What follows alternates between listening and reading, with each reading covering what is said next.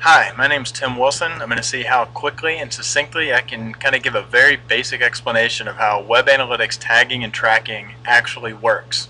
Really just going to do it with a couple of diagrams, and it's really the same diagram that I'll repeat twice. So hopefully you enjoy the next couple of minutes.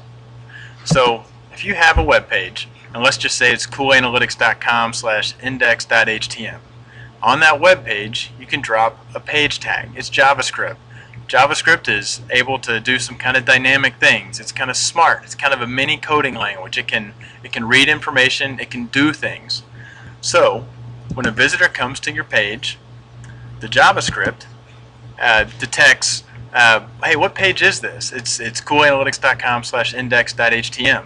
It may detect what's the title tag. It may detect whether or not the visitor has been on the site before by reading a cookie.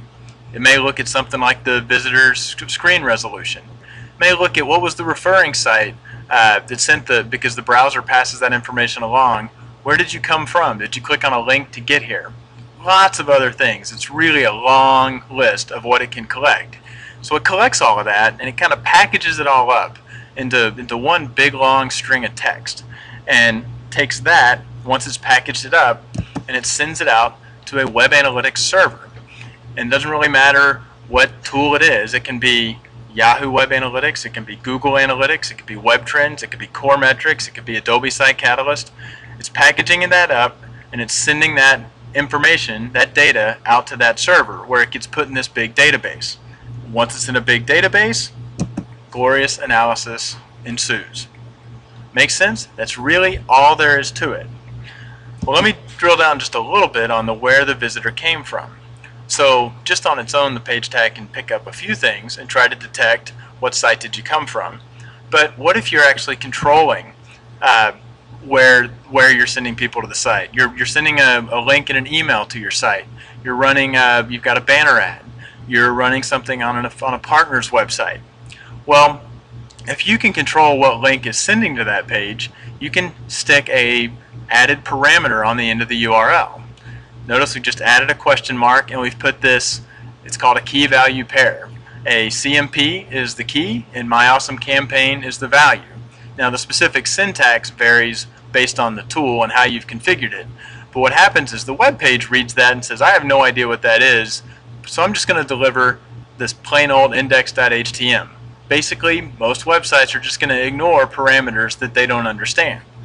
But you've got that JavaScript, remember, running on the page. So a visitor arrives on the page.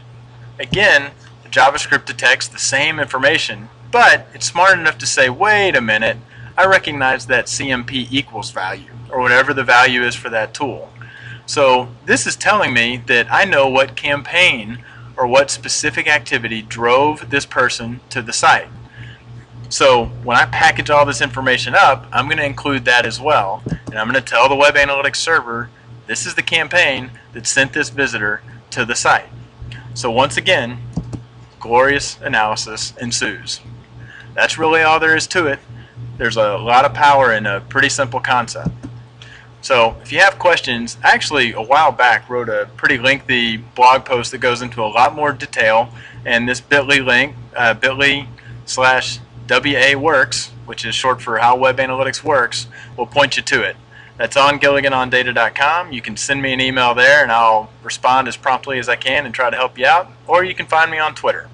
Thanks for listening.